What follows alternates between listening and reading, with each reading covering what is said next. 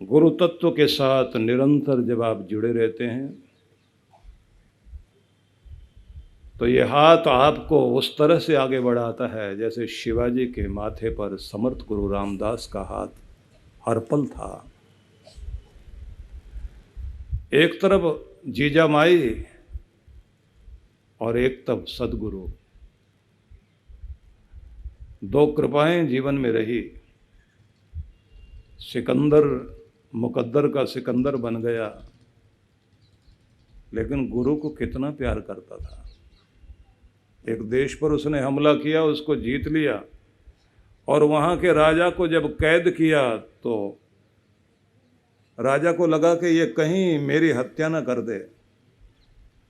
उसने कहा कि आप मुझे छोड़ दीजिए, माफ़ कर दीजिए, मैं आपको एक कीमती चीज़ दूंगा जो मैंने तहखाने में छिपा के रखी हुई। सिकंदर कहता है कि बताओ वो क्या चीज़ है, लेकर आओ। सिपाही साथ भेज दिए तो ये एक बहुत सुंदर हीरे जवाहरात से सजा हुआ सोने का एक बॉक्स लेकर आया। और लेकर जब आया तो आते उसने कहा कि ये दुनिया की बहुत कीमती चीज़ मैं दे रहा हूँ। हीरे जवाहरात जड़े हुए हैं और ये बहुत प्यारा बक्स है, इस बक्से में आप रखिए कुछ भी। सिकंदर पूछता है क्या रखें इसमें? बोले कोई कीमती इत्र रखो, और अगर आपको शराब पसंद है तो पुरानी शराब रख लो। तो इसने कहा इतना कीमती ये बक्सा है, ये संदूक छोटा सा प्यारा सा, इसमें क्या रखना चाहिए? बोले जो आपकी नज़र में दुनिया में सबसे कीमती चीज़ हो वो इसमें रखिए। तो उसने आंखें बंद की और याद करते करते बोले दुनिया में सबसे कीमती चीज़ मेरे गुरु के वचन है, वो किताब इसमें रखनी चाहिए। और जब बात आई कि मेरे गुरु के वचन इसमें रखे जाएंगे, इतना आनंद में भर गया, इतने आनंद में भर गया, उसने उसको कहा इधर आओ, और कहा जाओ तुम्हें माफ़ किया, तुम्हारा राज्य भी तुम्हें लौटाया, क्योंकि तुमने मुझे इतनी कीमती चीज़ दे दी। मैं कहीं भी जाऊंगा मेरे गुरु के वचन इसमें रखकर लेकर जाऊंगा।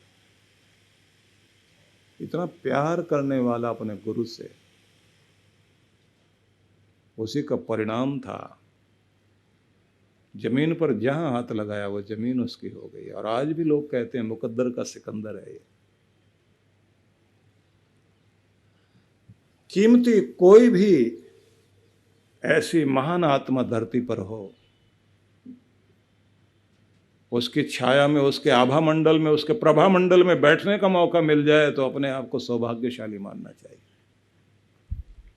थोड़ी देर भी बैठेंगे, कुछ ना कुछ तो चार्ज होंगे, कुछ तो बात बनेगी। सारा दिन हम जिस तरह के वातावरण में रहते हैं उसे बदलने के लिए किसी पवित्र आत्मा का सानिध्य तो चाहिए हमें। और जो कुछ होते हैं, हमारे देश के बहुत बड़े दार्शनिक रहे, बहुत बड़े तत्वज्ञ ज्ञानी और भारत के राष्ट्रपति रहे, डॉक्टर राधाकृष्णन, मैसूर विश्वविद्यालय में जब पढ़ा रहे थे वो विद्यार्थियों के अंदर उन्होंने जो आग भरी कि सिर्फ रोजी रोटी कमाने की कोशिश मत करो, जिंदगी जीना सीखो, और तुम्हारे जरिए दूसरे लोग भी जिंदगी जिएं और इस धरती को रहने के काबिल बनाओ। अपना आसपास का वातावरण ऐसा बनाओ जिसमें कोई भी हो स्वतंत्रता से, आनंद से जी सके। वो अपना कोर्स पढ़ाने के साथ साथ बच्चों के अंदर इतना कुछ भरते थे, बच्चों को लगता था कि ये कोई है चुंबकीय तत्व जो हमारे अंदर के न जाने किस किस खोई खोई सोई सोई शक्तियों को जगा रहा है। बहुत प्यार हुआ सब बच्चों को। सारे स्टूडेंट्स इतने प्रभावित हो गए कि उनके विचारों में, उनके मनों में, हृदयों में डॉक्टर राधा कृष्णन के विचार बहने लगे। और एक दिन ऐसा आया कि उनको कलकत्ता विश्वविद्यालय में वहाँ ट्रांसफ़र कर दिया गया, उनको जाना पड़ा। विद्यार्थियों से कहा कि अब मैं जाऊंगा, रोने लगे सब लोग, नहीं जाने देंगे आपको, क्योंकि पढ़ाने वाले तो बहुत मिल जाएंगे, जिंदगी देने वाला नहीं मिलता। नया रूप बना दिया आपने हमारा। हम लोग तो मौज मस्ती में अपना वक्त खराब कर रहे थे, हमारी ऊर्जा को सही दिशा में आपने लगाया, और आप ही छोड़कर जाओगे तो हम कहाँ जाएंगे। बहुत समझाया, और जब कहा कि नहीं जाना ही होगा और गुरु की आज्ञा तो माननी है। विद्यार्थी तैयार तो नहीं थे, रास्ता भी नहीं रोक सकते थे, धरना प्रदर्शन वाली बात तो थी नहीं, गुरु के सामने ऐसा कैसे हो सकता है। और तांगा मंगाया गया, बच्चों ने मना कर दिया, तांगे में नहीं जाएंगे। रथ मंगाया गया, रथ में घोड़े जुड़े हुए, सारे विद्यार्थी आगे आए और घोड़े छोड़ दिए गए। रथ में रस्सी बांधी गई, 1000 बच्चे रस्सी पकड़कर डॉक्टर राधा कृष्णन को बैठाकर खींच कर लेकर जा रहे थे सड़क पर, कि हमारा गुरु जा रहा है, उसके घोड़े हम हैं, उसको जानवर खींच कर ले जाए ऐसा नहीं। उसने तो जानवर को इंसान बना दिया और इंसान को भी देवता बनाने में लगा हुआ था। ऐसे व्यक्ति के रथ को खींचने के लिए जानवर नहीं जुड़ेगा, हम जुड़ेंगे।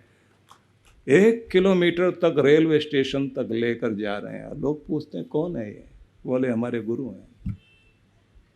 विद्या पढ़ाते थे? नहीं, विद्या नहीं, जिंदगी देते थे।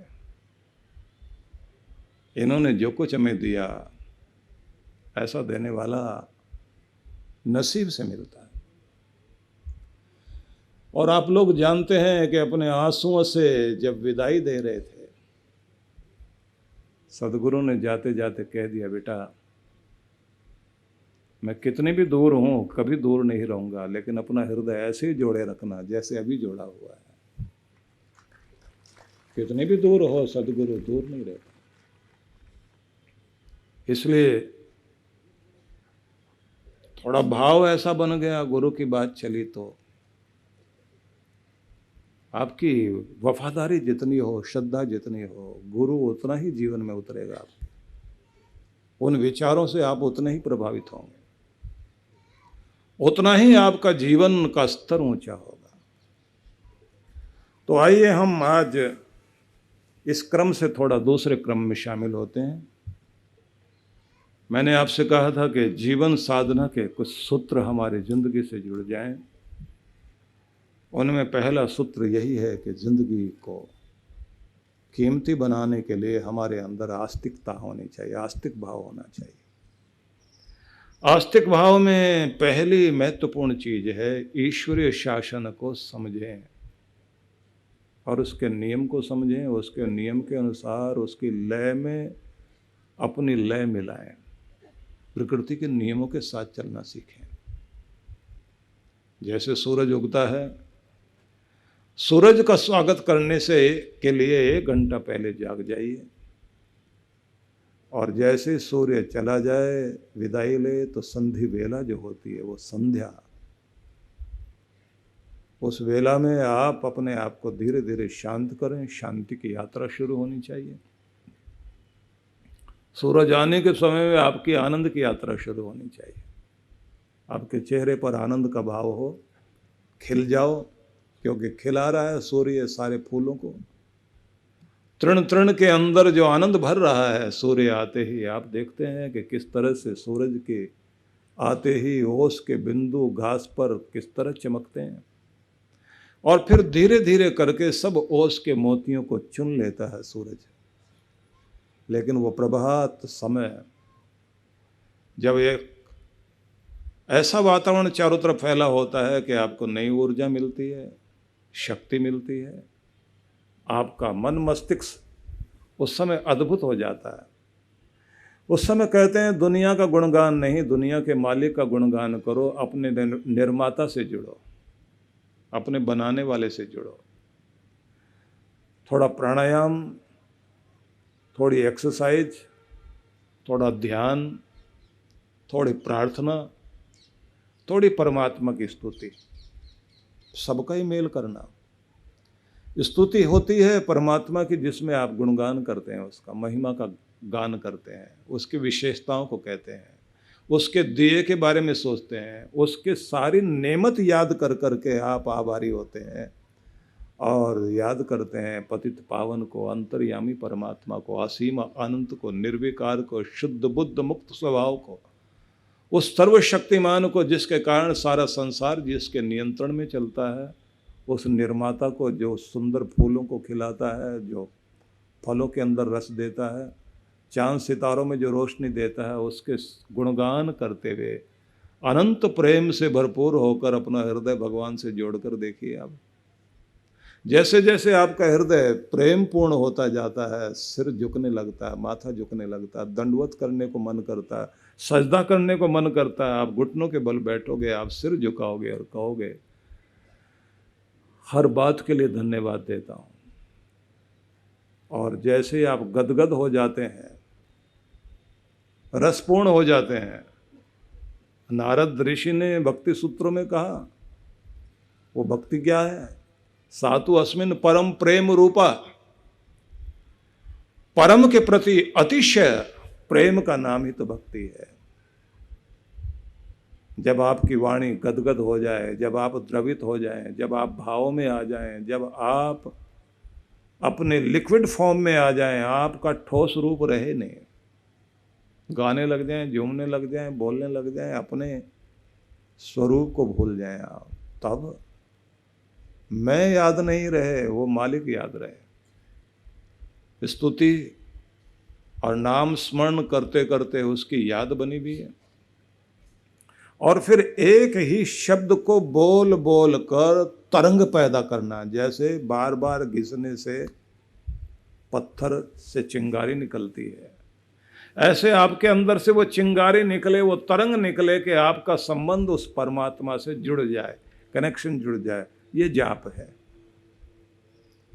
श्री राम श्री राम श्री राम, हरे राम हरे राम हरे राम, ओम ओम ओम ओम ओम ओम कहते कहते खो जाएं अपने अंदर। ओम नमो भगवते वासुदेवाय, ओम नमो भगवते वासुदेवाय, तू ही तू, तू ही तू, तू ही तू, तू ही तू, मेरा सब कुछ तू ही है, मेरा सखा भी तू, मेरा सगा भी तू, मेरा सर्वस्व भी तू, मेरा माता पिता बंधु सखा सब तू ही तू, जीवन का धन तू, तुझसे बढ़कर परमात्मा दुनिया में और क्या है। मैंने तुझे देखा नहीं, इन आंखों से तू दिखाई नहीं दे सकता, मैं तुम्हें नहीं छू सकता लेकिन तू तो मुझे छूता है, मैं नहीं देख पाता लेकिन हर पल तू तो देखता ही है, इसलिए तो मेरी रक्षा करता है, इसलिए तो मुझे संभालता है, इसलिए तो सब कुछ जो कुछ मेरे पास है वो मेरे कर्म से नहीं तेरी कृपा के कारण है, इसलिए मैं तुझे प्रणाम करता हूँ भगवान। श्रद्धा भाव से सिर झुके, धन्यवाद करने के लिए उठें, और जितना जितना धन्यवाद करते जाओगे उतना, और जिस जिस चीज़ के लिए धन्यवाद करोगे वो चीज़ और आपको मिलेगी, और जिस जिस चीज़ के लिए शिकायत करते जाओगे वो आपसे और कम कर दी जाएगी कि ये तो शिकायत बहुत करता है, इसको वैल्यू ही नहीं पता है, इसको मूल्य ही नहीं पता जो कुछ इसको दिया गया। इसलिए शिकायत करने वाले का छिन जाता है और धन्यवाद करने वाले का भर दिया जाता है, और मिलेगा और मिलेगा और मिलेगा। तो धन्यवाद करते जाना, शुक्रगुजार होते जाना। जितना दिया तूने मुझे, जिस तरह का दिया तूने मुझे, मैं आभारी हूँ, मैं धन्यवादी हूँ। परम पूज्य श्री सुधांशु जी महाराज के पावन सानिध्य में विराट भक्ति सत्संग दिनांक 21 से 23 मार्च 2024। कार्यक्रम की रूपरेखा।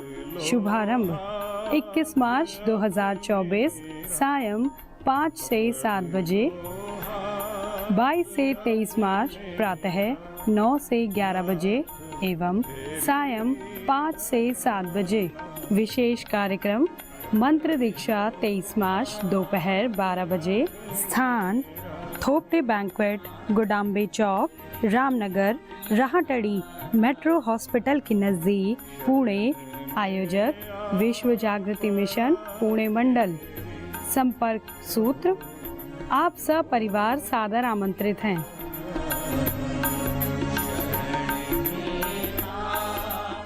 रचिका दीदी जी के पावन सानिध्य में पूर्णिमा दर्शन एवं होली मंगल मिलन समारोह।